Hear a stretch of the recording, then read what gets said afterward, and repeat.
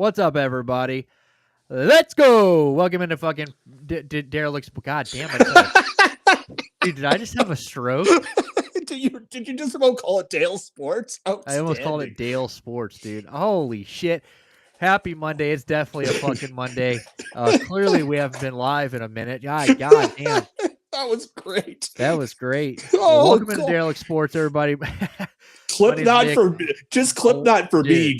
I need to show that to the Hey Kid. Right there. There's beat material for your boy. Good Lord. But I am here with Derelict Dale, of course. Hi. Hope you guys had a great fucking weekend. It's been a minute. We haven't been live since Wednesday. Ooh. Friday Dale was Friday was rough. Under the weather. He was shitting and pissing out of his ass. So we had a long weekend for Dale. He is back though. Yeah. As you can see, he's got some color back in him, which is good. We got a lot to go over. We had a pretty heartbreaking. We had playoffs. We had couple heartbreaking losses yesterday. First round of the NHL playoffs have ended. First round of the NBA playoffs have ended. Round two of both have kicked off, so we will go over all of that. We've had Kenny Atkinson just about an hour ago was named NBA head coach of the year. So that was awesome. I think, most people expected that. So we'll talk about that here in a minute. I'm sure the front office will be here at some point. So we will wait to talk about that. In other Cleveland news, we've got they dropped game one last night against the Pacers at home. Didn't look very good. Pretty much lost bell to bell. And no Darius Garland. Obviously, he's got the toe injury. And then, of course, now they are saying that they said Kenny Atkinson today said he is concerned and then used the word doubtful afterwards for Evan Mobley and DeAndre Hunter for tomorrow. So the Cavs are fucked. Not looking good there. So that's not very good at all. We had Justin Tucker released earlier today, obviously, which we'll get into that. We know we've had little Deshaun Watson action for him. No Tony Busby in this one, so he might actually be a Predator, boys. But football decisions is what they called it. So they released him for football decisions is what Baltimore called it. So we will also be going over that. So make sure you guys sit back, relax. If you guys enjoy what you're seeing, make sure you guys hit that subscribe button down below, hit that like button, like the stream, comment down below, share it to your friends. If you're on X, give us a follow on X, type down the comments. And follow us on Action. We got 3 bets going on today. We got San Diego at the Yankees. We're taking San Diego at the plus money, plus 120. Bet 0-0 right now, mid-second. Rodon, baby. It's bet Carlos Rendon against Carlos Rendon day. What up, McDubs? McDubs, what the hell's going on, sir? Rodon bump day. It's a fucking holiday for old Dale over there. Yep. Yeah, it's just about an auto bet day nowadays. Hate betting Rodon, even though he does suck. So that's a good bet. So hopefully we can get some plus money on that. 2 plus monies on the card today. We got Toronto opening up the second round against Florida. This should be a good one. I don't know if I like this bet, but I'm rolling with it. I think Florida might fuck them up, but we'll see. Toronto is arguably one of the best teams. I mean, they might be. I don't know if they're better than Florida. Maybe top to bottom, they're built better than Florida. Toronto, though, got over the hump, got through the first round. We thought a collapse was coming, up 3-0, lose 2 in a row to the Senators, and then they end up closing them out in 6. So good job, Toronto. Maybe they can open up against tonight. It'd be a big win for them to go open up round 2 of the win against Florida, because I would assume, I've not seen the numbers on this, but at plus 105, that's a little better than I thought. So, I mean, they've got it closer than I thought, but I'd like to know who the favorite is in the series. It's got to be Florida. Yeah, Florida was minus, I looked at it yesterday, they were minus 130 or minus 135. So, and the Leafs were plus 105 or 110 in the series. So, which is kind of what I thought it would be. So, see, that's a little closer even I thought it was going to be. I mean, good shit though. I mean, I would like to see Toronto. It'd be cool to see Toronto get all the way. That'd be pretty fun. I'm. Part of me, I don't know. Part of me wants to root for Winnipeg, but also fuck them. So I don't know. So maybe Toronto can cure my heart a little bit, but that's going to be a good series. That one kicks off. I don't know. Is this the first game of round? Yeah, first game of round 2, because last night the Blues Jets, which is so crazy. Blues Jets were the very first game of the round, and then they were the last game of the round, which just goes to show you that fucking, the way they stretch things out is so ridiculous. but whatever. Yeah, fuck Winnipeg, and I'm sure that place what a dump ass place. I just go through there just on the street. I've been to Winnipeg for a Banjo Bowl and a playoff game, and coming from somebody from Saskatchewan, from the beautiful Bowl. Oh yeah, I'll explain in 2 seconds. But yeah, Winnipeg and Regina is awful. It is not glorious by any stretch. But Winnipeg is not even. Oh, yeah, it's bad. Banjo Bowl is the game after Labor Day. They play a back to back. So they play on the Sunday of Labor Day weekend, and then they go the next Saturday into Winnipeg, which is called the Banjo Bowl, which is a much longer story for another day. And then we've got Seattle down there in wherever the fuck they're at now. I guess Sacramento is where they're playing now, right? Yeah, bad travel spot for I almost said Oakland, for Sacramento. So it's just having to fly from Miami to Sacramento without a day off, 3 time zones. That just, yeah, it doesn't look good. So breaking news, somebody just jumped 9 spots and won the NHL draft lottery. Yeah, I just saw that the NHL draft lottery got put out. Who won? The New York Islanders won with just a 3.5% chance to win the lottery. And it will be the first time that they have selected first overall since they drafted Jonathan Toews. Look at that, boys. There you go. There is your 2025 NHL, not NFL, NHL draft lotto. Look at that. Islanders, San Jose, fuck Chicago. Utah, fuck Nashville. Philadelphia, fuck Boston. Seattle, Buffalo, Anaheim, fuck Pittsburgh.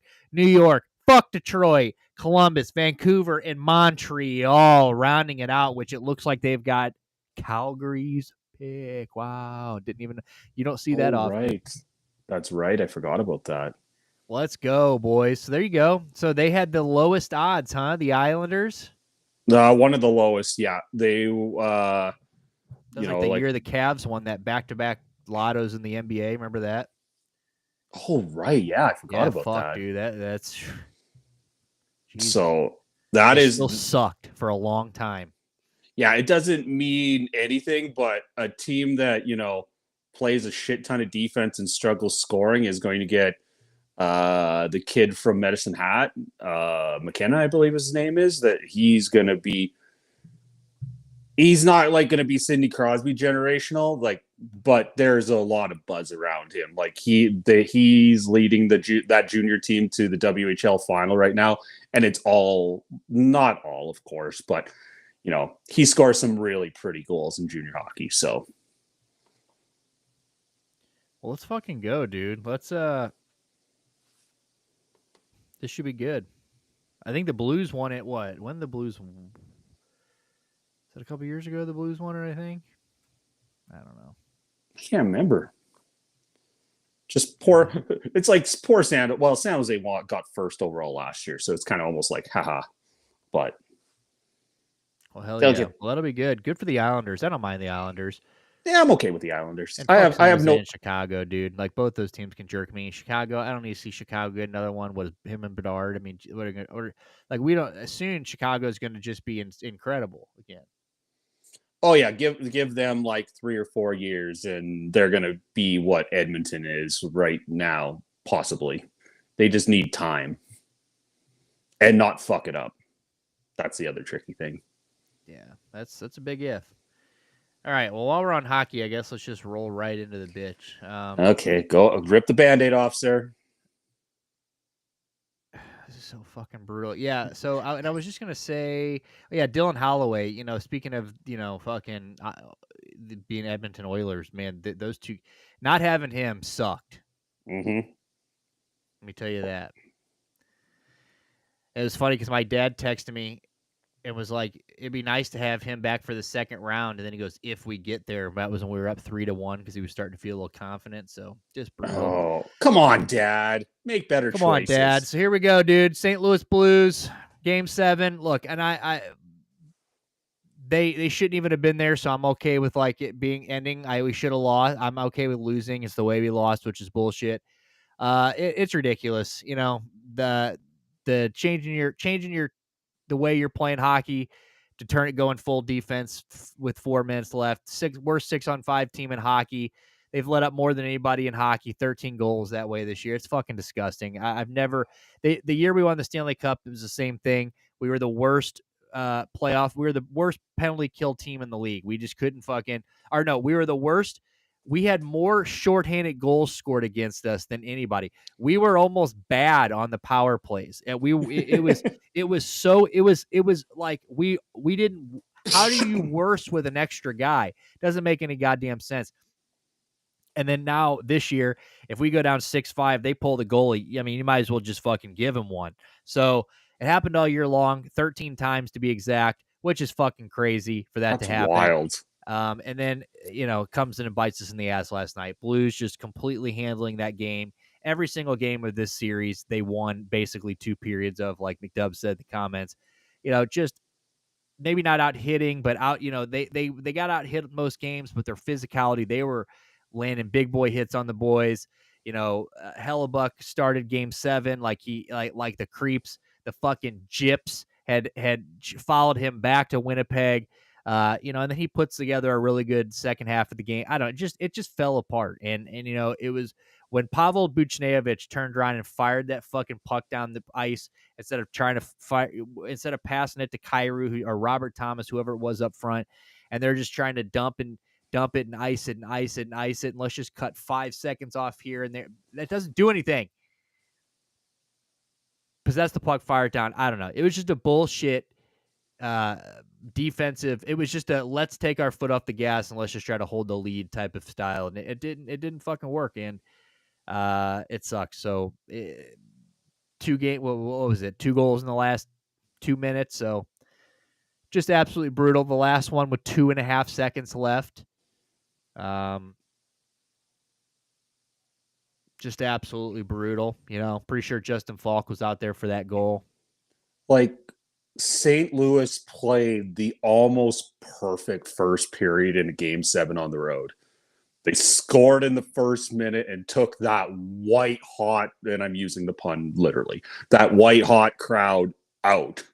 Like, you texted me before the game, and like, oh boy, they are jacked. I'm like, yeah, this team hasn't hosted a game 7 since Dale wasn't alive.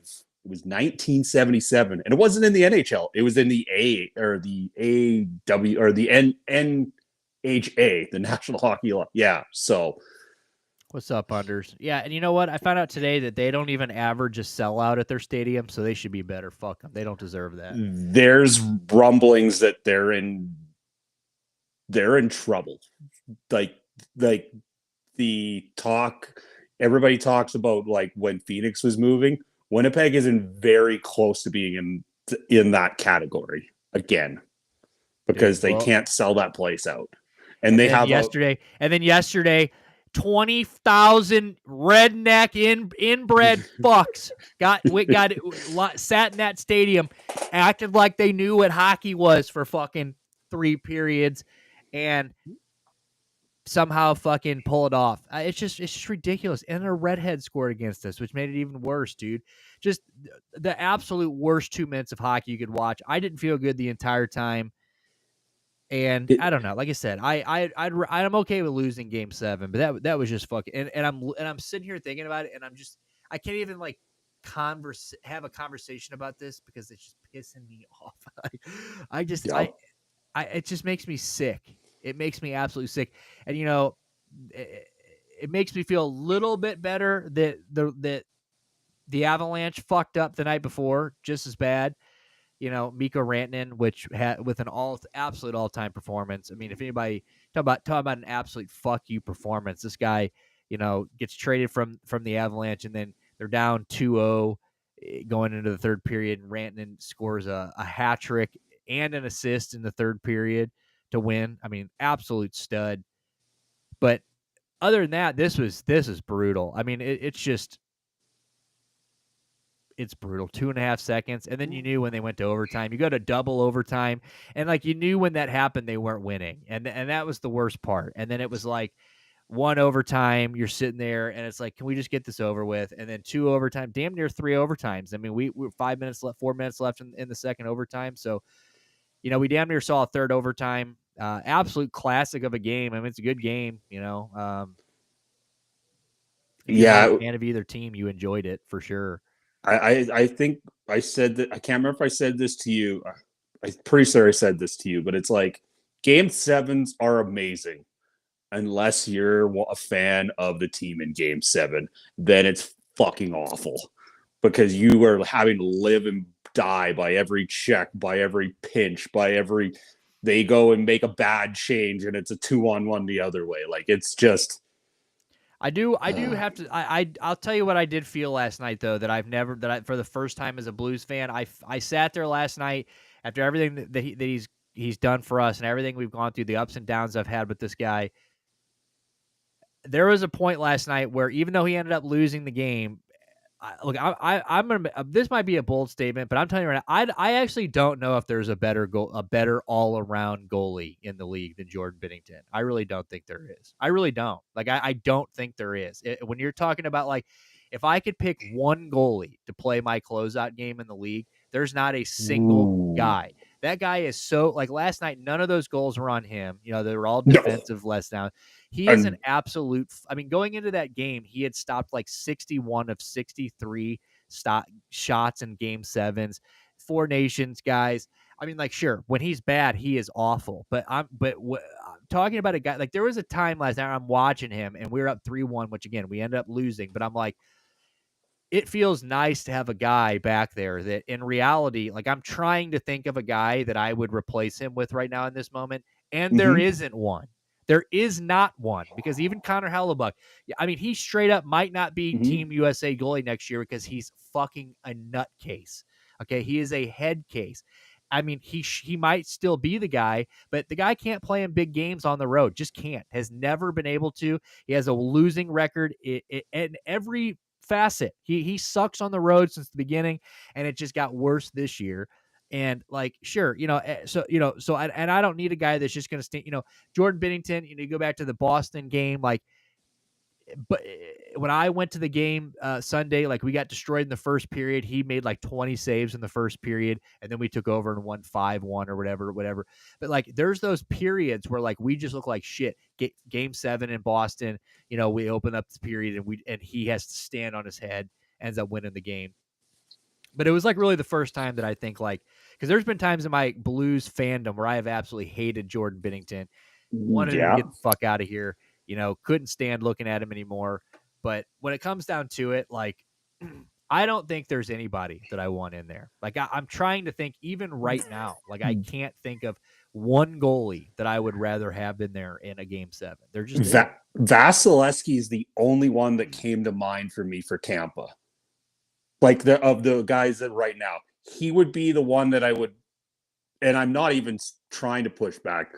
And your other thoughts, yeah, Jordan Binnington, like, holy shit, when he came in and when he's a nutcase, oh fuck, is he a nutcase? But when he's on, there's a reason why he is going to be in Canada's net next year. And it's funny because when the 4 Nations and we lost that crazy game in Montreal to the States, and everyone's like, oh, we got to go and put Marc-Andre Fleury or whoever else it was in that. It's like, and then he went into Boston in the championship game and just said, don't worry, I got it. And that's what they did. He's just, I mean, look, 47 save attempts last night. I mean, 43 saves. I mean, obviously the 4 goals, that last one was still a .915 save percentage. I mean, the guy just, I mean, they played damn near 2 games of hockey. I mean, it's the 2 of the goals were phenomenal tips. The I can't remember the other one, and the one in overtime was double tipped. What else do you want him to do? Yeah, I mean it's just I don't know. It was a great series. Like I said, Blues almost did it again, where they come from the absolute gutter and make it happen. 12 wins in a row to end the year, basically. Like I said, Winnipeg came into this series thinking they were going to throw their dicks around and out hit us and outsize us, which they out hit us in most games. But and again, I say this, and I don't like injuring players. I don't want anybody getting injured, but like, they came in trying to throw their dick around, and they're the one that lost like 4 guys. You know what I'm saying? Like they tried to play that game and they initiated that game, and we threw our body weight around back. And I mean, they're going into the next round without their best defensive, which speaks to how good they were in Game 7 too. They no Schaffely, they lose their best defenseman in the first Morrissey. period. Yep. But it was a good series. So it's one of those series where I don't really hate Winnipeg after this. Obviously, like they're annoying, but they weren't like playing Dallas. That's why I really want to play Dallas in the next round. That would have been that's such a fucking fun series. But now we're getting Jets Dallas. Yeah, Jets Dallas is. I think they're gonna fuck you up. Oh, the Jets are in. Maybe they're not, in injury trouble. Maybe not. The Jets. Maybe not. I don't know. Jets are fucking good. Jets might be all right. Blues have just got to make some changes. I mean, we're young. I mean, we got to get some of these guys like Falk out of there. Justin Falk is an absolute, just he's just useless. Alexei Toropchenko, not big on him. Wish we'd get rid of him. But yeah, I don't know. We'll have to see. I mean, good season. We need a full season under Monty next year. I mean, like I said, that's the exciting part. You got him. Like, he walked in and took that team that was in not shambles, but not in a good place, and turned them into a playoff team. Now thinks if he gets a full year and gets to fully put in his system in a training camp, that team is dangerous next year. Look out. Yeah, no, absolutely. And here's our first. So here's our. That was, like I said, that was the last game of round 1. So that was put a big stamp on round 1. Back-to-back night, huge eliminations. Like I said earlier, with Dallas and Colorado. So and we've said this in every episode. There's nothing like NHL playoffs. So. But here we go. Round 2, Maple Leafs Panthers. Maple Leafs are on the board. Trying to see who scored. William Nylander scored. There you go. So it looks like we're 1-0 Maple Leafs. So hell yeah, that's good for the board. Very good for the board. And that's our early hockey game tonight. So I think tomorrow is kind of like, I think round 2 really kicks into gear tomorrow. Yeah, I think it's Caps, Carolina, and then Vegas, Edmonton. Oh, fuck. Yeah, it's the 2 series in the West. It's like, you want a heavy series, you have that. You want to watch Connor McDavid try and skate around a heavy Vegas team? Oh, that's going to be fun, too. Yeah, I like them against Vegas, though. I think they're going to beat Vegas. Which of the 4 series intrigues you the most? Probably this Toronto-Florida one, honestly. Okay. I think I'm intrigued if Edmonton can keep doing it. I think, yeah. I think it'd be cool for Edmonton to get there. But like, the thing with Edmonton is like, we just saw them in the Stanley Cup. You know what I'm saying? It's like, yeah. Until I don't know if I'll fucking believe they'll win until they are hosting the cup, like hoisting it up above their head. Because I mean, I thought they had it. Was it last year? 2 years ago? Well, no, last year they were down 3-0 and then got it all the way back, and they led Game 7 off the start. And it's like, is this team really going to fucking do it? And then they didn't. Like, that's brutal, dude. Like, see, I would have rather, like, I don't even know. What would you rather do in that situation? Would you rather your team claw back and lose that, or just lost in Game 6? I think I would rather lose in Game 4 and just, you go, thank you. You guys were the better team this year. Like congratulations. There's nothing wrong with getting this far. And Connor McDavid, bad, though, too. Maybe like 5. Give me you win Game 4 at home for everybody. Lose Game 5. Get a game at home. Get everybody riled the fuck up. Then get blown out in Game 5. Whatever. But then it gets to the point, yeah, and then it's like the house money that you get to go to Florida for Game 7, but it's like you worked all season to get to that, and you like expended so much energy to get to Game 7, and Was then that to an lose. overtime game too? No, it wasn't. I don't think. I'm pretty sure it wasn't. Yeah, that's I fucking think Florida brutal. I won mean, 3-1, if I it'd be remember cool to correct. see in order of team. I don't know if I'd rather watch Winnipeg or Toronto or. I mean, I'd rather see maybe the Habs win. That'd be kind of cool, but like they're not Mm-hmm. in it, so I don't know. Maybe I would between Toronto and Edmonton. I don't know who I'd Ooh. rather see win. Like which Canadian team I'd rather see win. Well, I'm only 3 hours from Edmonton, so it would help a lot of people around here. It would make for some fun, and some Calgary people purposely hate Edmonton, so it would be fun around here. And Yeah, Calgary Toronto. and Ottawa are the two I don't care about too much. Like fuck them both, dude. Yeah, I agree with you with Ottawa. Ottawa is just kind of like, oh, congratulations, you're in the league. Good. It's like Columbus. It's like if you're like naming all 32 teams, Columbus is always going to be the one where it's like named off like 28th. It's like, oh yeah, Columbus has a hockey team, right? Good job. The Blue Jackets. The Blue Jackets that have done nothing in their existence. Nothing. Absolutely nothing. I did go to a AHL Cleveland Monsters game when I was in Cleveland, which is their AHL team, and Right. Yeah. they get nuts for them, which is crazy. Really? Cleveland goes pretty crazy for them. Like they'll fill like the entire blower bowl for one of those games. Wow. Yeah, like For when an we got there, H. we bought tickets 3 hours before game time. There were people in line. Damn, really? I swear to God, Cleveland Monsters. It was so sick. We won free pizza there. So we're talking to these people that are sitting next to us because this dude and his girlfriend showed up and they were telling us kind of about like them coming to games. It was me and my buddy Jack. We're sitting there and he's like telling us all, like how we're all pretty big on this. Like we're all Columbus. A lot of us will go down to Columbus and see the games. Blah blah blah. Whatever. Next thing you know, they're like, dude, you're on the they're on they're like, the camera's on you. I'm like, what? I look up, camera's on me. They're like, shit's falling. They handed me a voucher for free pizza. Right. And I'm like, hell yeah, dude. Like, let's fucking go. Free pizza. I'm looking at this coupon. They've got like 3 locations in the stadium, right? Like at different exits or like different parts. So I'm thinking, okay, well, hell yeah, $25 worth of pizza. I can just go fucking use it here. I shit you not. I walk the stadium, find one, go there, try to order. These pieces of shit go, you can't use those here. You actually have to go to the restaurant. You have to go to the brick and mortars to use them. I'm like, you're telling me that I was 100 feet away from an establishment with the name of this coupon on it and I can't use this fucking coupon? I still got the coupon. It's just in a box. Like I didn't use it obviously because I left Cleveland. Like I went to the Browns game the next day and then left Right. after the Browns. Missed my flight actually. I had to fucking I found the last flight home that day. Missed my flight.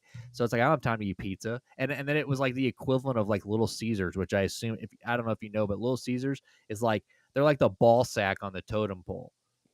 Is Little Caesars above or below Papa John's? I think it's below it. Papa John. Okay. Look, I'm putting Pizza Hut down at the bottom. People talk about Pizza Hut being goated. Look, not only do I agree. Fuck Pizza Hut, and I told you, I've told you the story. They stabbed my friend, dude. Like my friend got stabbed like 9 times at a Pizza Hut by people that worked at Pizza Hut. Bless Pizza Hut. Damn it! Wow, that's awful. Jesus. He was at home with his wife and kid, or his girl and his kids. 2 kids at the time, calls them, orders a pizza. This is a true fucking story. Calls pizza. You could, if you don't believe me, people in the United States, go type in St. Louis, Missouri Pizza Hut stabbing and tell me what comes up. I bet it comes up. What am I'm doing this for my entertainment value. So St. Louis. Oh, I got to learn how to say St. Louis Pizza Hut stabbing. Pizza Hut stabbing, and I will start reading for you. Yeah, well, don't read out loud. I'll just explain it. I just want to show that it happened. Loughborough. It was on the Loughborough location. So I mean that I could even take it to the Pizza Hut. This guy calls, orders a pizza, not going to give his name out or anything, orders Right. the pizza, realizes the pizza's taken for fucking ever, right? Mm-hmm. Calls the pizza back, calls up and tries to find out what's going on. Nothing to do with sports. So if you're here, if you're one of the 3 people watching, I mean, whatever. There's nobody watching right now. Well, this is a good story time. Look, exactly. So he calls back to go, yo, okay, well, where the fuck is the pizza at? Like, it's been forever. Where's the pizza? Somebody on the other line says, you want your fucking pizza, like, come fucking get it. Starts like basically like telling him to fuck off. And he's like, you want the goddamn pizza so bad, then come fucking get it. Like shit talking him on the phone. So he's like, motherfucker, okay. So he puts the kids in the car with the girl, drives up there. And when he gets out of the car, he's obviously like, who the fuck was running their mouth on the phone, right? They come outside, they jump him, and they start stabbing him. He has to get up. His girl has to throw him in the car. He's like bleeding on his kids and shit. They have to take him to the hospital. They save his life. But then nobody at the Pizza Hut gets in trouble because he was the aggressor. Yeah, it's not quite saying that in the article. I'm just scrolling this. Yeah, well, yeah, in the article, he's the aggressor. Yes, he I will quote, said the man got the worker outside where he drew a knife and told them he also had a gun. Yeah, so that was the thing. They said they used his knife on him. Like, brother, what? This dude's like 6'5", like 300 pounds, 265 pounds. Said the one workers then stabbed several times with a kitchen knife. Police said Friday the man was expected to survive, which obviously he did. 9 times, dude. 9 times. Jesus. Pizza Hut guys didn't get shit, dude. They hit a lick on my boy, dude. Straight put him down over some pizza.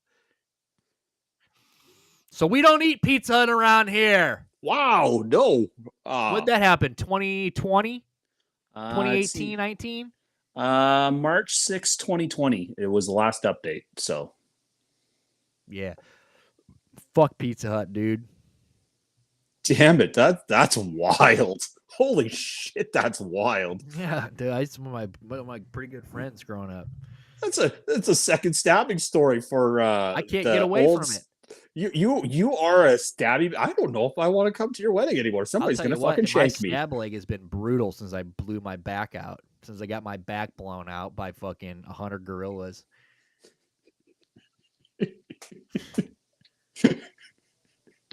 Outstanding. Oh no, that's yeah. I'm on track here. Yeah, all right. We went from playoff hockey to stabbing, which kind of almost makes sense. Right into playoff basketball. Boom. All right, last night's round 2 kicks off. Pacers, well, round 1 and round 2. Round 1 ended, round 2 started, which was weird because round 2 started before round 1 ended. I gotta have my 2 cents here. That always is. I've never understood why the NBA does that. Like, it makes no fucking sense. Like, how am I watching a round 2 game just so then I can sit around and then watch the rest of round 1? Yep. It makes no goddamn sense. But Who are we? So, game 1 of round 2 last night, Cavs Pacers. Pacers coming to the Cavs, coming to Cleveland all day long. People were saying, internal. I don't know where this came out because I don't know what source would admit this, but the Bleacher Report comes out today, and it was Brian Windhorst says, "Oh, they have internally been worried about the Pacers for weeks." Okay, this was the team they didn't want to play. They lost the season series against them, which I don't think they've lost the season series against anybody. They did lose, I think, 3-1 in the season series to the Pacers. So they had their number all year, and apparently they didn't want to play them. So, but here we are. Nothing we can do about it now. And game 1 was not good. Wasn't terrible. Wasn't good. It's kind of odd the way it worked out. No Darius Garland, obviously, the toe injury. Also very odd because hours for the game, they're saying they've got real concerns about this toe. They don't know what's going to happen, if he's going to be able to play. But then in the broadcast last night, they say, well, he's expecting to play game 2 on Tuesday. So that's, you couldn't be any further apart in that. So that's worrisome. Not so worrisome. They end the game. I think it was like, let me see. I think let me get the exact number because the front office and I were talking about it last night. The exact number is the Cavs shot. Hold on. So the Cavs were plus 32 last night in the paint. Plus 32. Mm-hmm. Plus 32. That's good. Pretty good. Yep. Lost by 9. So they were 70. They had 70 points in the paint last night. 70-38. They lose by 9. Pacers shot unbelievable. Aaron Nemhart last night shot 5 of 6 last night. Okay, I'm pretty sure he shot like 23% in the regular season. So they just you look at their starting five. Look at the starting five. Go from the top. Siakam 17, Nesmith 17, Turner 13, Nemhart 23, Tyrese 22. You're not going to beat a team playing like that, right? The entire starting five's got basically 15 plus points. They're all shooting out of their mind. I think they shot 52. They shot 53%, 52.8% from the three. It's an unusually great shooting night from the Pacers, right? Pacers couldn't miss. Where have you been? Love the show, my favorite. Cole Peppers, I've been waiting on you, dude.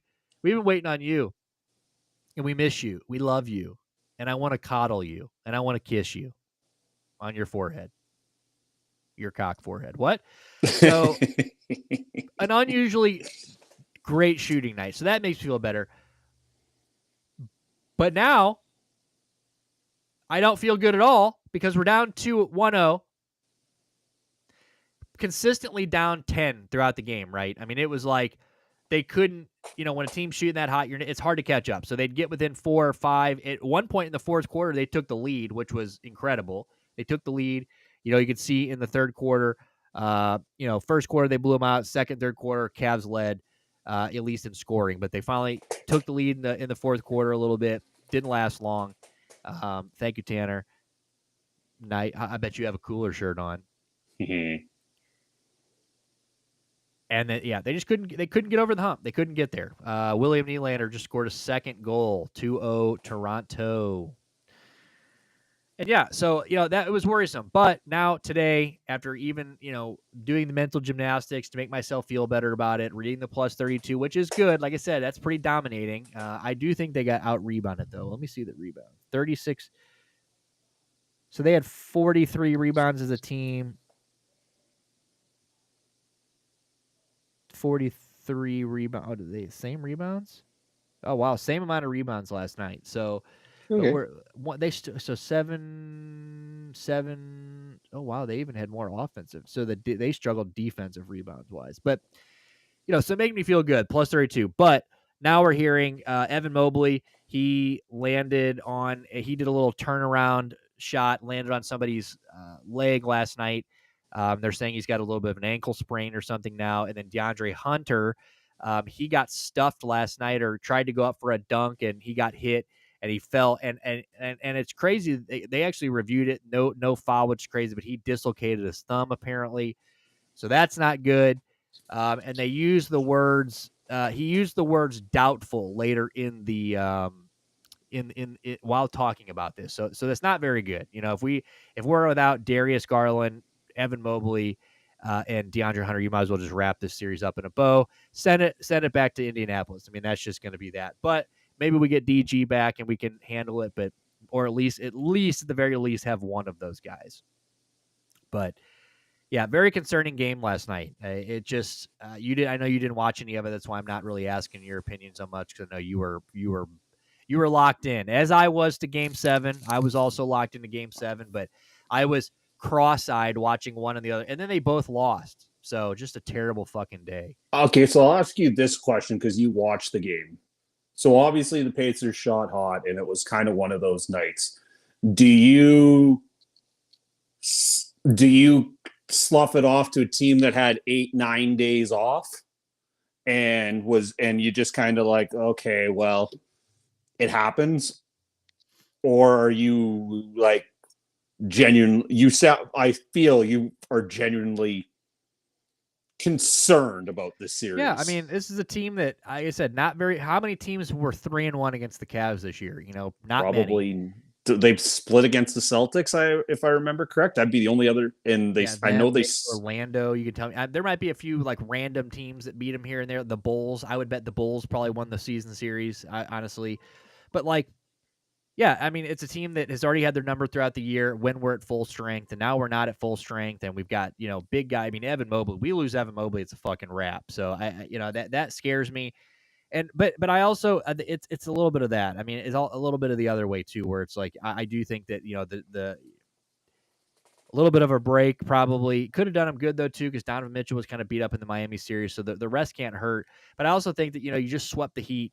You just won 4 in a row. You're probably going to lose one eventually, right? I mean, that's the playoffs. You're not going to. They're great, but they're not the fucking Warriors where they're just dominant. Yeah, I didn't think they were going to like sweep the playoffs, right? I didn't think that was going to happen. Right. And Um, it's like it might be like you said, it might be this is a coach talk for 2 seconds. It might be a blessing for them. It's like, all right, boys, now it's time to get back to work. Yeah, and You had your exactly. I mean, I you think had the your loss fun. is. I don't think the loss is bad. I just think the injuries are bad. That's what's Yeah. concerning me. Like if you told me that we were going to run it back the same teams as yesterday and maybe add Garland or even without Garland, I'm still confident. Like, but if you tell me Darius Garland might not play, Evan Mobley's got a fucking sprain, DeAndre Hunter, who's been the biggest acquisition of the year for us so far, has got a dislocated thumb, big 3-point shooter, big defender. That scares me. And this is a team that has already beaten us throughout the year. Tyrese, I mean, look at those numbers. I mean, you think logically they're not going to keep shooting this way, but you never know. They could have a hot shooting series. I mean, they could, that it could last a few days, maybe not a full series, but a couple games. And by the time it wears off, they're in a hole that's too far to come out of. So You it's now it's have to win a game in Indianapolis. yeah, exactly, And which that I ain't think is fun. possible. Oh, Which is whatever. absolutely. They're the number 1 overall seed for a reason. That's basically what happened. Now you have to win a game in Indianapolis. Yeah, and if you are driven through Indianapolis, dude, they're running their electricity through mice on fucking bikes. Okay, they've got fucking rodents Pat pedaling bikes, McAfee's. and any places that has fluorescent lighting, Pat McAfee paid for it. So that's it. Like I was Pat going to say McAfee, something like if that. Pat McAfee didn't donate the lights, they don't own them. So we can win a game there. I do feel good about that. But we'll see. Tomorrow's going to be a big one. Tomorrow's the biggest game of the series, obviously. Yep. Game 2, we will see. But let's move on to the other games. Like I said, now we're going to have to go back in time because yesterday, not only did we have game 1 of round 2, we then went into the last game, game 7 of round 1, Warriors Rockets. And boy,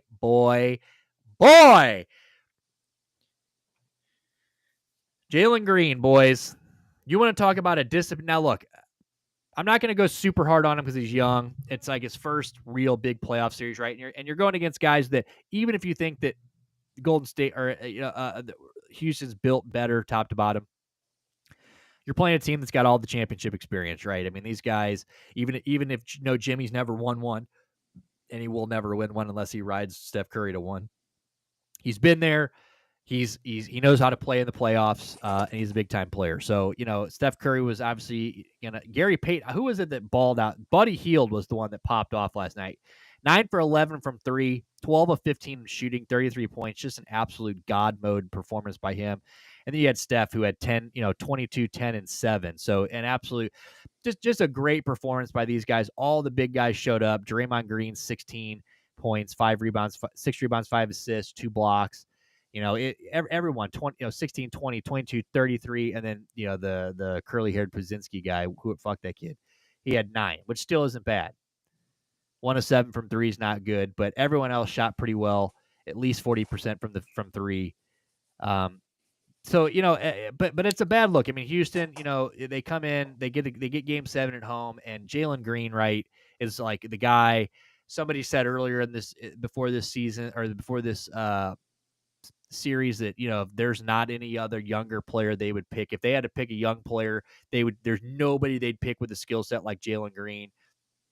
He even admits like 2 games ago or a game ago that he's not playing. He needs to just let go of the stress and just play his game and get back on focus. And then he comes out and drops 8 points in game 7. 0 for 2 from 3, only shot 2 3-pointers, only takes 8 shots, 3 of 8 in 30 minutes. I mean, that is, and you're supposed to be the superstar. You got guys like Amin Thompson, he balled. Alperen Sengun's looked really good. Fred VanVleet was kind of the guy in this series, to be honest. You know all about Fred.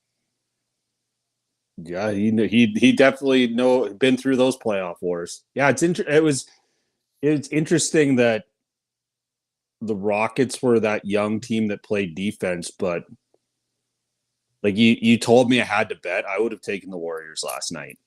I just with no confidence, but like they've been through the wars. Houston hasn't. And sometimes you got to go through the wars to understand how to win the wars. Yeah, I agree. And I think Jalen Green obviously is going to come out better because of this. And It sucks to see him absolutely eat shit like that in a playoff series. And of course, against, Golden State, and you got Draymond. And, it's a tough series to lose, but you took it 7. That's a young team, 52-30 on the year. They're a great team. Sucks that it had to happen in Houston, too. But, yeah, Jalen Green, though, just an absolute disappearing act, though. It sucks that it had to happen to him. And I was really like, damn, we're going to see Jalen Green step. This is going to be a good series. And it still was a great series. We went 7. And he did ball in one of the games. I think the game that – was it the game that Jimmy Butler got hurt in maybe earlier in the ass contusion that he got? I think that might have been the game that when he went out, I think Jalen had like 34 or 38. Like he balled the fuck out one game, but then the rest of the series just an absolute disappearing act. He's getting outplayed by guys like Dylan Brooks, Also, we didn't get to talk about this. I want to know what you think, because Dylan Brooks, not Dylan Brooks guy, right? Fuck Dylan Brooks, don't like. And I love the bad boy guys and stuff, but I just think he's kind of like a poor man's version of that. But how do you feel? What did you feel? And if anybody in the chat, if you guys are still here, how did you feel about? Because he caught a bunch of shit for this, but he said when he was going for Steph's injured thumb, right? Like he was attacking the thumb because he knew it was hurt, and basically saying if he was playing against himself and he knew he had an injury, he would go after the injury as well. Is that a lot of people were like, that's what makes him a scumbag? That's what this, or is that just that's his role and that's kind of not bad strategy? He's the greatest shooter in the world. If you could take his fucking 3-point miracle shot away, are you going to do that? Yeah, I wouldn't, but there's always the Brad Marchands and the Kachucks. There's enough rats that will. So I think it totally depends on who you are. I wouldn't, but I bet you if you had a team of 12, like on an NBA roster, you got 12 guys, there's probably 1 or 2 guys that would purposely, I'll take that one foul when he shoots a 3 to make sure I hit his hand good, to make sure that it feels extra good for the rest of the game. And it's worth that one foul. Now. Yeah, that's fucking I don't know. I don't know how I feel about it. I feel like, by the way, I just read, this made me sick and I'm about to vomit, but Justin Falk had 9 giveaways last night. Anyway, I just got to scroll away from that immediately. Yes, you do. But yeah, and by the way, 72. Well, no, I guess we'll get into tonight's game. But yeah, this was a brutal game. I as far as the thumb thing, I don't know if I blame him too much. Yeah, it is kind of a scummy thing, I guess. But that's, you're in a fight and somebody comes in, like I don't know, or like in a hockey. I feel like every sport does that. Like, what sport doesn't really go for the? You got to get it's the playoffs advantage. I guess hockey players would do that. Like if you knew somebody had a bad, I don't know, maybe not. Maybe they don't do that, and I'm just a piece of shit. But it just seems like that's kind of like not bad strategy. Like I feel like it's sports dependent too. I feel like in hockey, it's a lot more acceptable. If that maybe that's not the right word, but if you know that Sidney Crosby is favoring his left hand, aren't you gonna like if you hit him against the boards that you know you got it there, that you might just throw the hip in for an extra second and put a little extra weight on it? Dude, put a little juice on it, dude. Except Put a little twist and shout on that bitch. where in basketball it's a lot harder. Like his thumb, it makes sense. You can, but he can probably protect his thumb a lot more. Like obviously when he's shooting a jumper, it's you know you still can take that, but it's a lot. I think it's a lot easier to hide being dirty in hockey than it is in basketball. Maybe that's the way to word it. Yeah, no, I agree. I mean, it's a touchy subject for sure. I mean, Yeah. I don't know. I just feel like Dylan Brooks, you got to expect that from a guy like Dylan Brooks, right? Yes.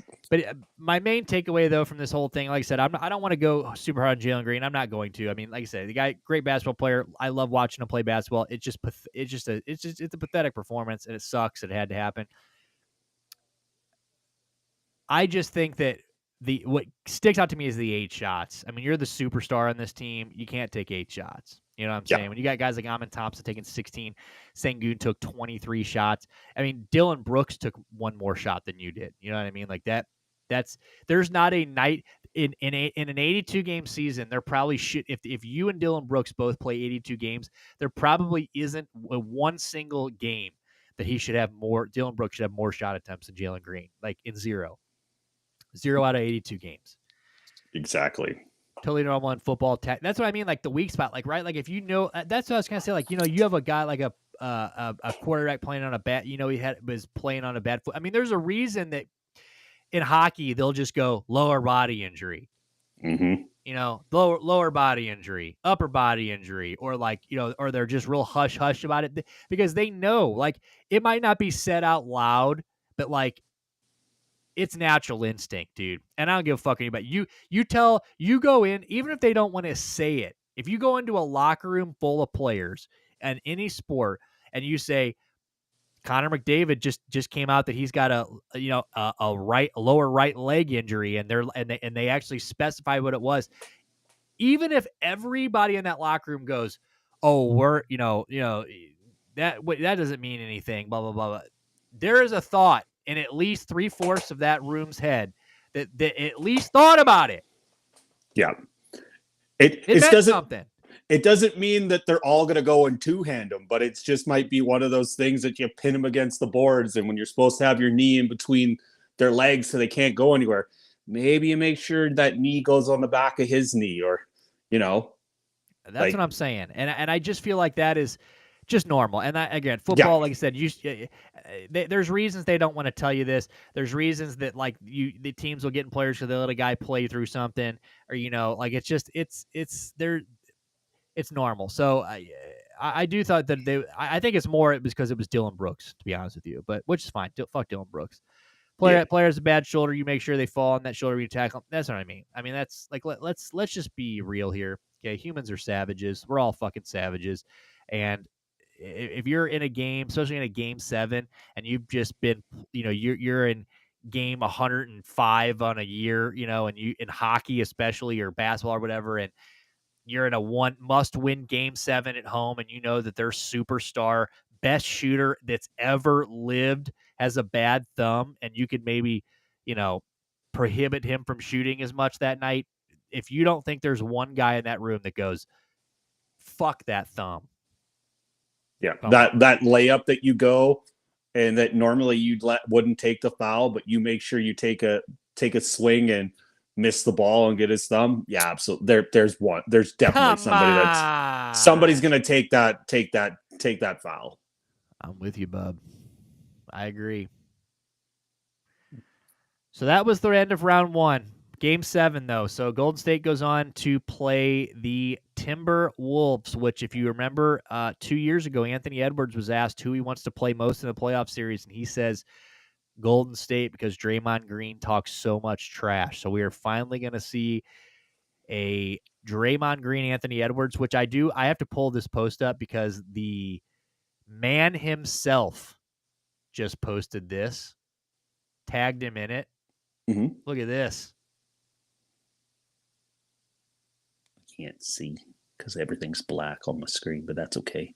What's it say? You can't see this picture? I haven't seen you or myself this whole stream. I'm just staring at my phone.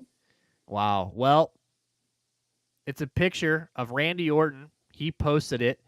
Yeah. And it's a cartoon photo of him standing in a ring with a Legend Killer diamond necklace on, and he's handing it to Anthony Edwards because he just took out LeBron James. Nice. Old school Randy Orton. Nice. I like it. So go. What a fascinating series that is. Like, it is so not sexy, but yet is so interesting. Can Minnesota play good defense again? Will Seth Curry just like turn back the clock of time and they're going to score 120 points and win this series in 5? I don't know. Both make sense to me. Fun series. It is a fun series. It is a very fun series. And we're going to keep it. Oh, we're not going to get into LeBron because that'll go. But we'll the Lakers being eliminated. There's a lot to talk about. I saw Luka opted or is fully committed today. I want to see what LeBron's plan is, but that's a story for another day. All right, Knicks Celtics are on tonight, though. We got round 2 full and swing tonight. In full swing, we got Knicks Celtics. Celtics up 81-73, about 28 about the end of the third quarter. 28 seconds left in the third quarter. 81-73, and then we've got OKC Denver at 8:30 after that. That should be good. I don't think Denver's going to win more than one, but we shall see. Who wins more, the Knicks or Denver? Knicks. You think the Knicks get it to game 6? 6. I think the Knicks losing 6. Or you think Denver probably steals one game at home and against OKC and wins in 5? Yeah, I would say OKC in 5 or 4. I don't think OKC is going to have too much trouble with them, to be completely honest with you. I really don't. I was reading that like how bad their perimeter defense has been this year, Denver's, and yeah, OKC's really good. And again, they sat around for 10 days and Denver just went through a war with the Clippers and got 0 extra days off. Yeah, which is fucking crazy. That, like I said, it's just so crazy that like you just got out of a game 7 2 days ago, yet 1 day rest, and it's like, all right, there you go. And they have beat to the travel. Shit out of the Clippers. So look, and maybe they do better against OKC than I thought, because they did do better. I didn't think they were going to go against 7 of the Clippers, go for 7 against the Clippers, and they did, and then they won game 7. And LOL at Steve Ballmer. Let's just take a second to laugh at Steve Ballmer. Did you see him fly all those people in? I watched like the start of the third quarter because I was watching the Dallas Colorado game, and I watched the third quarter when they talked about that, and then Denver went on that crazy run and went up by 19. I'm like, okay, watching Avs and Stars for the rest of the night. Can you imagine how like there's videos of that flight, like go like on their way here or all their way to that game, and they're like chanting and doing all these, because it was like an entire plane full of Clippers fans. And could you imagine that flight home, dude? Oh yeah, that you guys flight just did cheerleading sessions and routines and all this other dumb shit, and just came here and got your Steve Ballmer on, had fun at the old Denver game just to get your ass cheeks clapped, and I'm talking clapped. James Harden with another just absolute fierce game 7. Talking about Jalen Green, like I said, I'm fuck James Harden. Like Jalen Green, you get a pass, big dog. You're young. James Harden just does this for a living. 8 points. 8 points. And people just keep picking him up, and he keeps demanding to get traded to places. It's like, how? Why? Why James do you Harden want this guy? Is just god awful. He's god awful. I mean, don't get me wrong. Those years where he was scoring 60-point triple doubles, I mean, it was incredible, right? Incredible. But you want to talk about foul hunting? I mean, like the guy used to hit amazing shots, but like we're complaining about guys like SGA, Jalen Brunson, who, again, I don't get me wrong, the foul hunting is a problem. I mean, and Jalen Brunson, especially, SGA, you can get on him about it. Jalen Brunson, I don't know if I've seen anybody do it like Jalen Brunson. Jalen Brunson will get hit at the 3-point line, and then somehow he just takes like 1 or 2, 3 really quick steps and fucking lobs the bitch up, and it's like a drive, and he's at the line for 2. And I'm like, how is he in a shooting motion? It's fucking incredible. But for people that complain about that, who do you think started that? There's one guy to blame. Started that. There is one guy to blame for that, and that is James Harden. He invented the fucking the you got the ball and then you swipe up real quick. So like you swipe, you're making contact. You're basically initiating the contact. You're coming up through them to shoot the 3, and every time it got called. Yep. Every fucking time. It's disgusting. Yep. And that was the reason that when they got to the playoffs, it never worked, because they quit calling that shit. Nowadays, they just call the shit in the playoffs. It doesn't matter. Now it's like, well, it's in the game. We're going to call the game the same way we do in the, like last night, for instance, Jets Blues, right? Heartbreaker. But you went, the refs, we're talking about when it comes to hockey now, sure, you'll get a hockey game every once in a while where you get a group of officials that want to be the stars, right? They want to be the guy that goes to the game. But 9 out of 10 times, they realize what this is. They shut the fuck up. They sit on the whistle. Like, how many whistles were there from the second period to the end of the game last night? 2? Yeah. You know what I'm saying? And one was like a clear shot over the glass, and the other one was a fucking, whatever. But yeah. It's gotten better, because back in like the 90s, it's like you could fucking hog tie a guy to the guy. Yeah, you could hog tie a guy down to the ice. We're not going to put you on the power play right now. We're just not. Sorry, game 7, you're not. Your fucking head's attached. Get out there. And if I have to call a penalty on one, I'm calling a penalty on the other. I don't care. Nobody's getting an advantage. You're both getting one power play for the game. Let's move on. Fucking deal with it. And that's kind of how they did it to James Harden, right? James Harden get to the playoffs, and they're like, look, James, we've called 40 goddamn fouls. We put you in the line all game, all year. But like at this point, like you're gonna have to stop. We can't, right? We can't just kicks his feet out every time. Exactly. Like he invented that shit. And he gets to the playoffs, and it's like, hey, we're not giving you those, James. And then like he can't mask the bad shooting nights anymore, and you can't, the bad play starts, the turnovers. I mean, I'll never forget that. Remember when he was it a Clipper, and there was that clip of him where he just like half shoots it out of the bounds and it just dribbles out of bounds. It's just like the guy's always just completely disappeared. So James Harden going 8 points last night. Of course he did, right? Kawhi Leonard's always going to be the star there, no matter how hurt he is, how little he plays. He's a 2-time champion, 2 different teams, 2-time MVP, finals MVP. He did it on his own. He went to Toronto and did everything DeMar DeRozan couldn't do, and took the same team DeMar DeRozan fucked around with for a decade and went and did it in 1 year. Yep. And left with the best laugh ever. Left with the best laugh ever, and now he's fucking part-time NBA player, but he's still incredible. But you still know in game 5 in a 2-2 series, and his foot is fucking hanging off like an NHL player, he's still going to be out there. It's like, you have a blood clot? Well, fucking figure it out. I'm playing tonight. Yeah, and it's yeah, it's incredible. So, fuck James him Harden for load management, because that's what he has brought to the NBA, and fuck load management with passion. I mean, all the NBA players have got. I mean, people will get on LeBron for the people say Bron started the hardcore flopping, which again, I'm almost kind of on that train, but I also feel there was a good reason for it, and I think it's because he's a goddamn brick shit house that has been attacking the rim for 22 years and has never gotten the calls. I feel like what up, Rockman? Jeez, bless what your up, heart. big dog? I was gonna join your stream the other day. Sometimes I still go into his stream and throw a couple things in and throw a couple of songs on the board and chat, like some Friday, Saturdays. Haven't been there in a while. We'll have to make a old school drop by one of these days. Yeah, we'll have to do a Rockman concert night, dude. We'll just all pull our dicks out, paint our face like Kiss. I'm Paul Stanley. I guess that makes mean I'm Gene Simmons. You're Gene, baby. You could be now. You could be or you could be Ace Frehley, dude. The guy that got kidnapped by aliens. That sounds about right. I just lost my voice. Big dog, how we feeling after the Drizzap, Jalen Milroe? How are you feeling?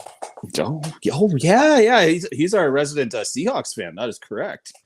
Yeah, but what were we just saying? LeBron flopping. Oh yeah, LeBron.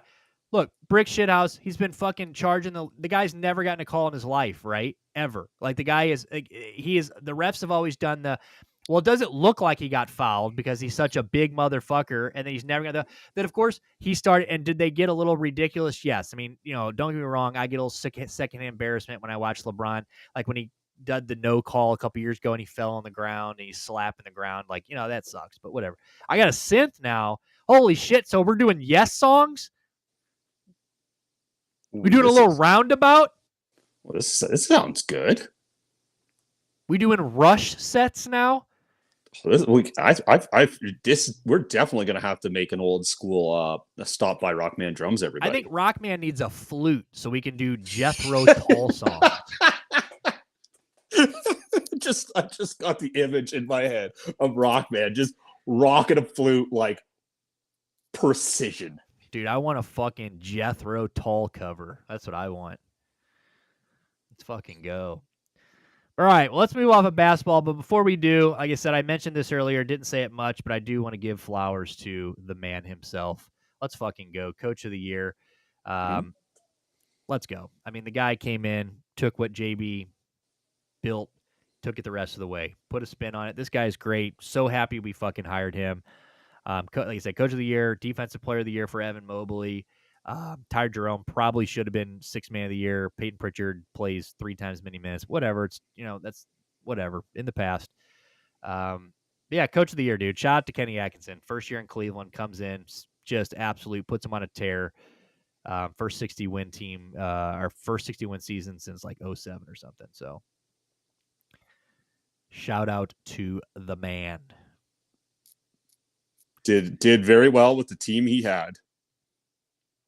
I love it. No, my brother played Jethro on the flute. He was fucking awesome, dude. Jethro Tull fucks so hard, and people just don't even really know it.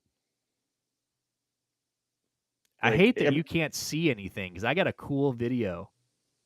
Oh, it's all good. I can watch it back. I'll just send you the video. Okay. All right, well, let's move on to football then. Let's close it out with football. We got about 15 minutes left, 20 minutes left, or I would assume front office probably is not going to make it because now that I'm thinking of it, he does have the entire family. Let's take 1 second.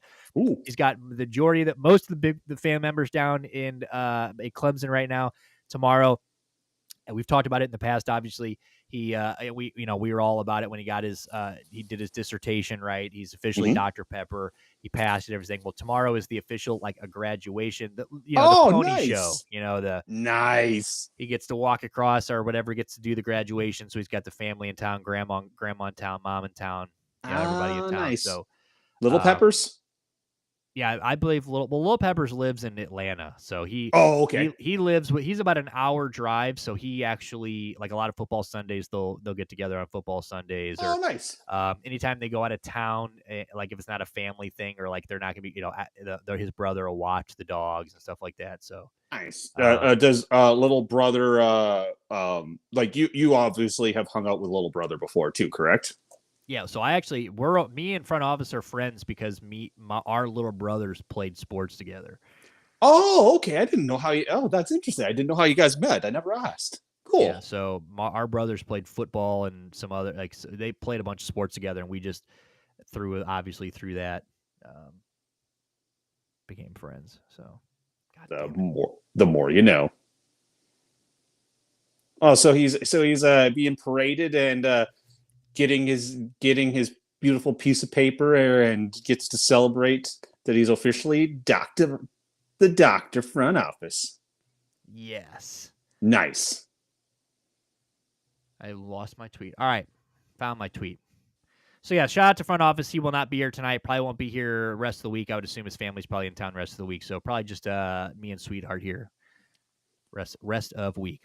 Right, let's get to football. Not a lot of football news today, obviously, because the draft's dying down. We're kind of in that the excitement in May and April ramps up for a few weeks, and then it just dies down Yep. until mini camp and all that other shit. Now, teams have reported. Obviously, you've got guys that are working out. You've got your draft picks in the building for the most part. If they were first couple rounds, I saw Shador was he was at some other field today. He's been posting a lot of videos of him training and stuff. So you love to see that. Shador's going to schools and stuff, which you love to see that. And I love that he went to that school and didn't make any didn't make any press release, just showed up, did all his stuff, really hanging out around Cleveland, which is really cool. So, we got a lot of the guys are reporting. You got, the vets are in the building, they're working out. So football's happening behind the scenes, but really, the excitement is kind of, like I said, dying down for the next couple months before it picks back up. But a little news today that kind of the initial news broke a couple months ago, but it kind of came to a resolution today, and that is Justin Tucker, first ballot Hall of Famer, probably kicker for the Ravens, is, I assume. We'll see what happens with all of this. But, one of the greatest kickers of all time, arguably the most accurate maybe of all time. I know he owns a bunch of records and stuff like that. He's been a thorn in the Browns' ass for 10 years, just an absolute piece of trash. And he's turning out to be an absolute piece of trash because this is a non-Tony Busby settlement or a non-Tony Busby. These are, I'm trying to think of the word, accusations and lawsuits and stuff brought. I don't even know if there's lawsuits we're going to read here, but none of this brought on by Tony Busby, so that's a big good sign.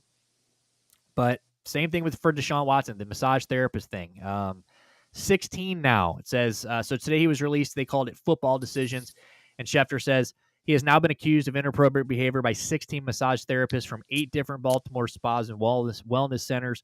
All the alleged incidents occurred during sessions between 2012 and 2016. So he's been not a freak for 10 years, apparently. Covering Tucker's first 5 seasons in the NFL, he publicly disputed the allegations twice, including a statement he posted on social media in January calling the accusations unequivocally false, and they are investigating the matter. So, we'll see what happens with this. If anything, maybe a suspension if he gets picked up from a team. I don't know. I would assume Browns fans were all over this. They go, we need a kicker. Brother, don't do that. No. Let this guy fade into existence, you know what I'm saying, or into non-existence. This guy is, and he sucked at the end of last year. So is there any chance that anybody's going to pick him up, or is he just going to get blacklisted from the NFL? I think Justin Tucker's kicked his last field goal. I don't think he ever kicks. He was already looking like shit last year. Remember, the magic was fading. He was missing a lot. Mm-hmm. I think this is probably the football decision thing. It almost feels like the Ravens went to him and they're like, "This is what's happening. How do you want us to report this?" Right. Like out of respect. Like, thank you for everything you've done. Like you're not, and you sucked at the end of last year. This is becoming a story. We're just gonna, how do you want to just say we released you for football, and I think he probably goes. I think he's, I don't think he. Do you think he goes back in the NFL? You think you see him kick somewhere? Not right away. If it is, it's like he's got to let a year. He's already. How fucking old is he? He's got to be 40. 38. I mean, yeah. So how much downtime's the guy got? He is a kicker, so you can kick for a while longer. Yeah, that's true. Here's the fun question for you, there, friend. If these accusations are true, is he an NFL Hall of Famer? No.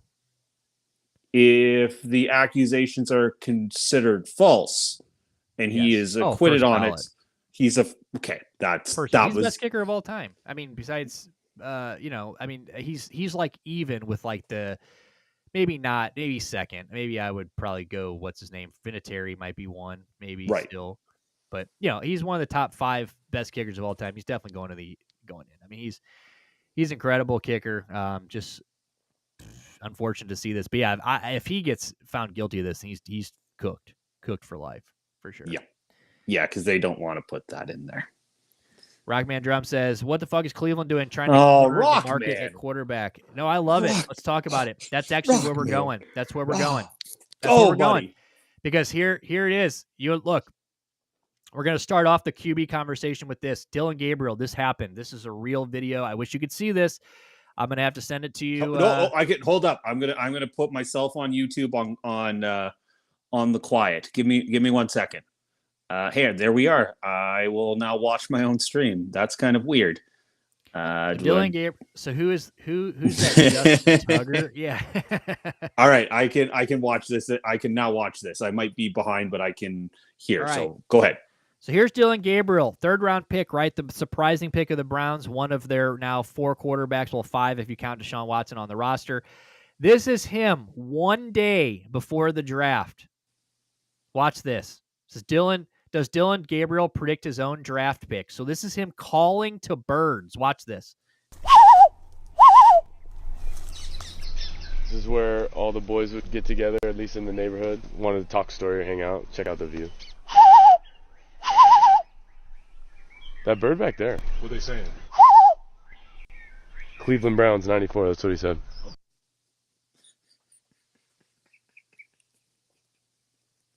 Now watch. 1 day later. Cleveland Browns. With the 94th pick in the 2025 NFL Draft, the Cleveland Browns select Dillon Gabriel. Come on. He literally said, that fucking bird right there just told me 94 to the Cleveland Browns. This is where all the boys would get together, at least in the neighborhood. Let's watch it again. Wanted to talk story or hang out. Check out the view. That bird back there. What are they saying? Cleveland Browns, 94. That's what he said. Okay. Cleveland Browns. With the 94th pick in the 2025 NFL Draft, the now he's Cleveland be a Browns bust, right? select You know, but Dillon Gabriel. Oh my God. Go feed that bird. The fucking bird predicted it, boys. What a legend that bird is. That's sick. Like, I don't give a fuck. I'm not a Dillon Gabriel guy. I just read earlier another, because they're still trying to wrap their heads around this pick, and now they're saying that there's a bunch of teams that had him ranked as an undrafted guy through the draft. Like, they still, even after their evaluations, think he's going to be undrafted. But yeah, I don't know. That makes me makes me like him a little bit more. But I'm telling you, to answer Rockman's question, I don't know what the Cleveland's doing. I think that Shedeur was a good pick. I really do. Obviously, at 144, I like Shedeur. I don't think he should have been a 5th round pick. I don't think Dillon Gabriel should have been a 3rd round pick at all. I don't. Left-handed, 5'11", Hawaiian. I know I keep saying it, but like, find me one guy that has succeeded. And Tua has somewhat succeeded, but there has been just as much shit talk on Tua as there. So I don't want to go as like, oh, Tua's been like this absolute world beater, right? Like, I'm trying to think of left-handed quarterbacks. Mark Brunell, but like journeyman at best. Yeah, but think of left-handed, 5'11" Hawaiian quarterbacks. Now shorten the field down a little bit. Hold on, let me tell you. Hold on, I got you. None. There hasn't been one. I thought there was like Jay Uso or Jimmy Uso or not yet. Not yet. Well, okay. Roman Reigns was a first ballot Hall of Famer, but he was a Georgia Tech linebacker. Roman Reigns played actual football games for the Edmonton Eskimos once upon a time too. Fucking crazy, dude. So I know it's fucking wild. But yeah, I don't know. I mean, look, he's not going to work out. 5'11", like I said, left-handed. It's just nothing that I want to see from a quarterback. Don't like the pick. I'm not thrilled about Flacco being back, but it doesn't really surprise me after Kirk Cousins opted into that contract or whatever, stayed for the year, got that money. So they're not going to trade worthwhile capital for Kirk Cousins. They're just not going to do it. So that was the Flacco thing is kind of crazy that Cleveland loves an old man that much, but whatever. Kenny Pickett, same thing. I actually think Kenny Pickett is probably the odd man out, maybe, but I would rather see Kenny Pickett start than Joe Flacco. Shoot me. A lot of Brown fans don't feel that way, but I just think that Steve Young, there you go. That's there's probably the greatest left-handed quarterback of all time. Good call. There you go. Good job. Michael Vick. Well, no, Michael Vick was left-handed. Yeah, Michael Vick was left-handed. Michael Vick maybe had the highest ceiling of all of those. Yeah, I'd beat Steve Young's ass, dude. Yes, you would. Yeah, I don't know what Cleveland's going to do, but it makes. I mean, look, it's an odd draft strategy, right? I mean, like they even said afterwards, nobody goes into the draft thinking they're going to draft 2 running backs, 2 quarterbacks, no wide receiver. I mean, they kind of were all over the place, but I really like the Browns draft. Like I coming away from it and now where I'm at, I still can't believe the Browns have Shedeur Sanders at 144. Like that is still kind of crazy to me that I woke up from that nap and Shedeur Sanders got drafted by the fucking Browns in the 5th round. It makes me feel so much better after that stream that you're happy. Because that was probably the hardest stream I've ever done with you, because it didn't matter what. I could have told you that I had the cure for cancer, and you would have been like, fuck you, Dale. I don't care right now. I would step on it if I was there. I would have thrown the cancer cure on the ground and I'd have flushed it down the toilet. I remember, I don't think I told you this, where Caden texted me and he's like, is Uncle Nick okay? I'm like, I don't know. He's like, no. And I'm like, he's like, can I hop in the chat? And I like text him. I'm like, yes, but don't be sassy. No, that's why that's why we do it live, dude. Look, if I'm gonna be live on the internet, I do that that's what it's here for. So it is what it is. It was brutal. I mean, don't get me wrong. And it was all like, it had nothing to do with even football. It was just I wanted the hype pick. I wanted to be excited for once. I wanted everybody to go, oh my God. But like now, look, no one's even like. I wanted that, for weeks to people go, oh my God, the Browns got a unicorn. The Browns got this guy. Like, we can't wait. Like game 1, all cameras on the Browns because Travis Hunter's first NFL snaps and maybe he's going to play at both positions. You're not even hearing about him. You know why? Because 4 rounds later, they drafted Shedeur Sanders. And it's like, you've got people pulling up to his draft party. You got Sexy Red talking about, oh, when are the Browns playing? I'm pulling up to a game. You got like, he's, like I said last week, he's almost been turned into a sympathetic figure where it's like people are like, oh my God, the Browns did the right thing. We can't wait to see it. Like, I'll tell you what, if anytime he takes a snap in the preseason this year, it's going to be on TV. Like it's going to be a big deal. Now, don't get me wrong, Travis Hunter is still a big deal, but like, I just wanted that excitement. I wanted to just take the safe guy for once, and then for us to trade that pick. But then, like I said, you sit back and you realize the trade was incredible. I mean, to get that kind of return on a non-quarterback, to move back 3 spots and still get the best player at their position is incredible. I mean, Mason Graham was the pick at 5 in almost every mock draft. At 5 for Jacksonville going forward up until like that last 2-day weird period where Ashton Genty was like jumped to become that super big favorite at 5. Remember, we were like, is he 5? Like he all of a sudden was the Vegas favorite to go 5. But before that, it was Mason Graham. So it was like, once you realize that he was going to go 4, 5, like he was taken where he was supposed to be taken. He's the best guy at that position, and you got to just move back 3 spots and you get a 1 next year. Like, that could be a top 10, maybe even a top 5 pick. Exactly. Like, I don't think they are that good. I mean, sure, Travis Hunter might get him a couple more wins, or maybe not even that. I mean, they're not that good. I think Travis Hunter's a good building block for what they're trying to do, but I don't think they're going to be, I don't think it's going to be like a top, it's not going to be outside the top 20, you know what I'm saying? Like I would assume, unless they go on a miracle run. Yeah, they will start whoever wins the old quarterback. Yeah, for sure. They're a fringe playoff team at best, and if the wheels fall, if like they could just as easily have a Browns season if they lost Trevor Lawrence for the year, and they could go 4-13. Yeah. So if you're saying that, and then the QB class, which you're saying is apparently going to be better next year with Drew Aller and Archie Manning. Which, again, Drew Aller. I don't care about Drew Aller, but so even if like the guys you drafted this year, I'm with you. I think Gabriel's probably safe on the practice squad. You don't waste a 3rd round pick to just throw the guy away. Like obviously you believe in him. Yeah. They've already said that he is going to start the year ahead of Shedeur on the depth chart. They had him drafted and ranked ahead of him on the board. So obviously they believe in him. So I think he'll be there. But I just think that the Browns could still have a rough year. Probably will have a rough year. So that pick next year is looking good. And then, like I said, the Jaguars are very well going to be pretty bad. So I think that, that's a good move next year.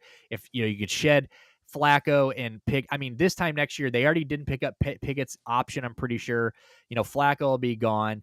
maybe you have Shador and Dylan Gabriel there, but even if you do, they're two 24-year-old, so like you can go out and get a quarterback. You use those 2 picks. Or if one of these guys works out and somehow Dylan Gabriel's a world beater or Shador Sanders is the answer, now you got 2 first-round picks to build around these guys next year. So, and Shador has this feeling like he's going to come in and show out. I don't know why I feel like that. I just feel like the way that I've seen him like embracing, there was a video of him rolling through Cleveland and like people were running up to the car and like just the way he's training and like, dude, he makes me feel good, so I like that he's, in the building and I think we did it right.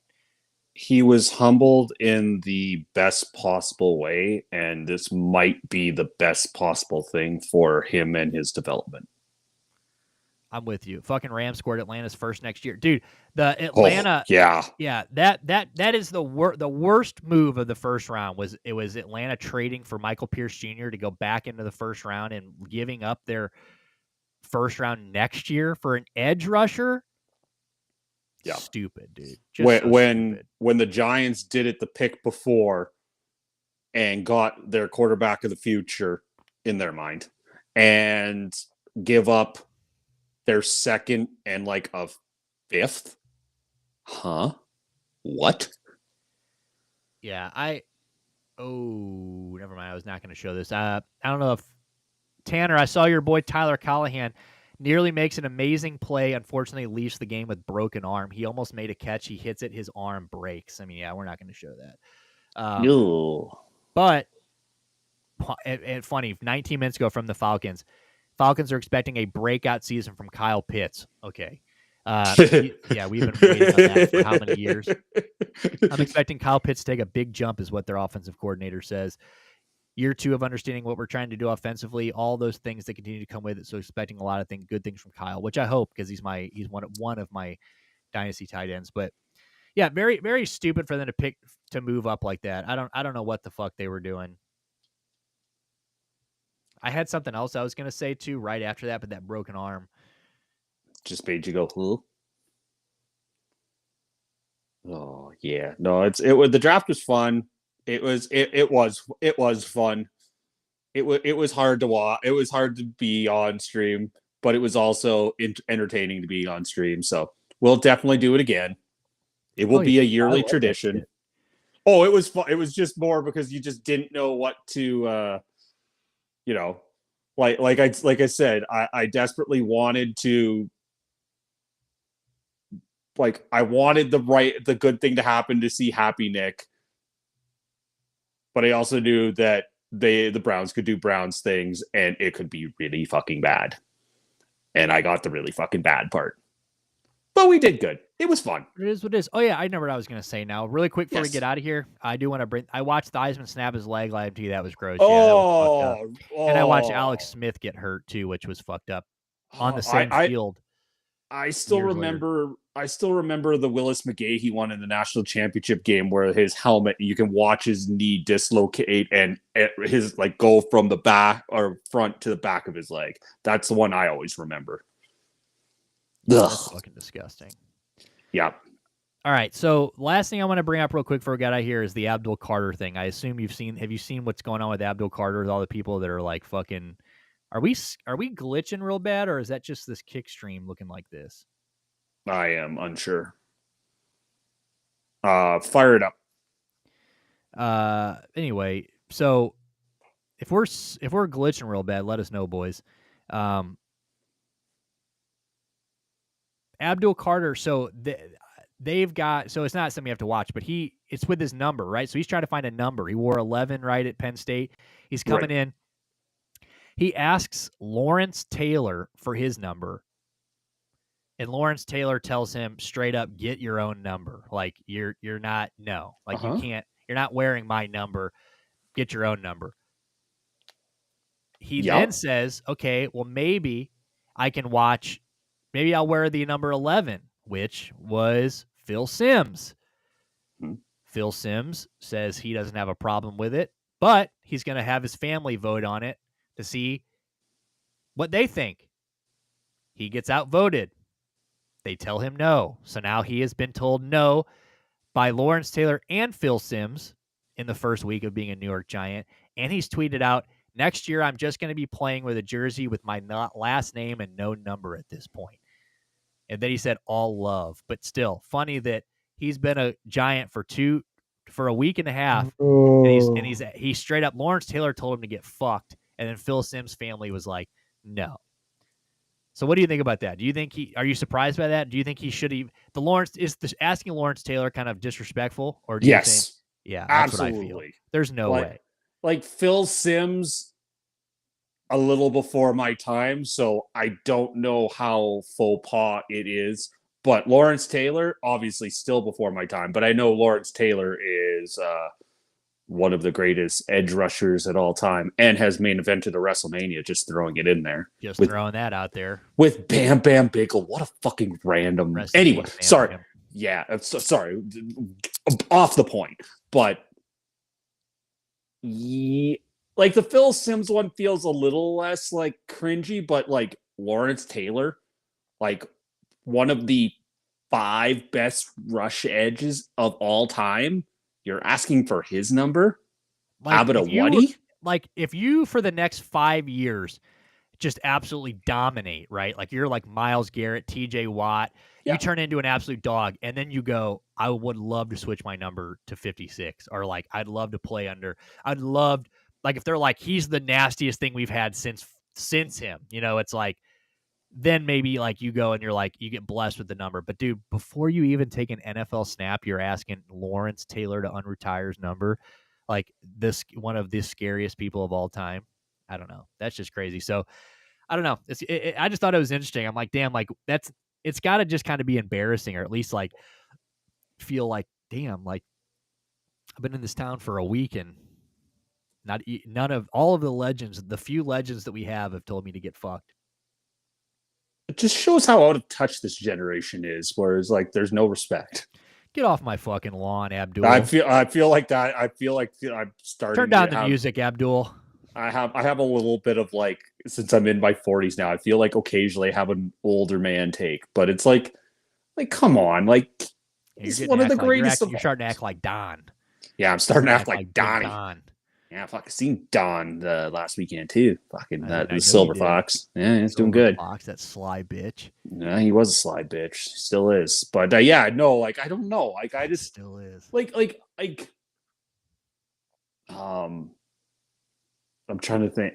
If I am a really good goaltender and I will use St. Louis as an example, and I'm like, Curtis Joseph, can I have your number? Curtis Joseph is pretty good, but I still wouldn't. I don't know. I can't wrap my head that I would be like, it's like me being a receiver for my CFL team and like, hey, Don Narcisse, probably the greatest receiver in Saskatchewan Roughrider history. I want your number, and they haven't retired it. It's a long story, but yeah, I would never ask for ripped apart. Like Rob Gronkowski fucking went off on him about it. Colin Cowherd, like, yeah, he's getting ripped about it, as he should. Let's see if I get I'm trying to read the quote real quick before we get out of here. He says, Taylor respectfully declined. He says he has to be the player that he is. He can't be another Lawrence Taylor. Well, he may be better than a Lawrence Taylor. Who knows? But he has to make his mark. It's up to him. And I'm hoping he's not thinking, oh, I got shot down by LT. So I guess he is being cool about it. That is kind of a Lawrence Taylor kind of answer. And he forgot to put don't do drugs at the end, but yeah, don't snort. Don't smoke crack cocaine. Don't snort crack cocaine. But yeah, like, I think we're on the same page on this one. It's like, no. You swung and missed it thinking that this was a good idea. Like, go to your agent, be like, hey, agent, should I ask Lawrence Taylor for his number? Agent should be like, fuck no, you shouldn't. Yeah, maybe there should have been somebody should have been in your ear telling you that this was not a good idea before this ever went public. They should have never got to the point of getting turned down. They should have just said, yeah, maybe you just don't ask Lawrence Taylor for his number. Maybe you should just, or maybe, I don't know. I mean, I know that, I don't know. I mean, Micah Parsons, he's 11, right? So I guess you just got to get lucky at drafted by a team. If you're going to wear the sticks as a linebacker or a edge rusher, you just got to get lucky to get drafted. I mean, I would assume there's not very many teams without a number 11. So yeah, you just got unlucky like with that one. Number 2, but it does feel like a quarterback number. Yeah. All right, well, fellas, I think we've reached the end of the road today. It's been a blast. It's been a while. It's been a blast. We're here 3 days this week. We're not fucking Hells around. yeah. We're back in business. We're gonna get back on the betting tomorrow. Our rookie Nick Amenwari, dude. Yeah, I love that pick by him. By the way, I think the Seahawks had a great draft. Great draft. I think you guys did, and I love that Amenwari guy. I thought the Browns were going to maybe go up for him, or maybe the Eagles were going to take him when they where the Eagles took Jihad at the end of the first. I thought Amenwari might be the pick there, but love that guy. Great safety, great back end help. Yeah, I like what they're doing. Cup and I think Milroe is going to be good for the system, but it's a good spot for him too. Can sit behind Sam Darnold, and I think I like what they're doing. So. But yeah, dude, it's been a good one. Like I said, 3 days this week. We're gonna get back. We're gonna get back on the bets. We're gonna get back on the shit. I've just been so busy. Life's just been crazy. So make sure you guys join us though. 3 days a week, man. Monday, Wednesday, Friday. We'll be back on Wednesday, 7:00. Friday we'll be back 7:00. We got plenty of NBA going on, a lot of NHL going on. We're just getting around to, so we will definitely be, all over the action. We'll be keeping you guys updated. We got UFC this weekend. UFC, I think 315, 316. I'm not sure. It's Jack Della Maddalena. Jesus, fuck. Jack Della Maddalena and Bilal. Remember thy name. Canelo Hands is what he calls himself. Muhammad, which is the fight card itself is not great, but we'll go over that Friday. Probably give you some predictions on that. Oh, wrestling Saturday too, or Saturday or Sunday too. What do we got? We got Backlash.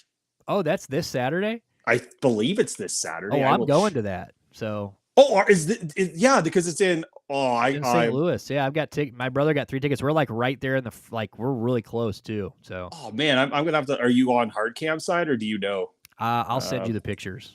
I'll send you our seat.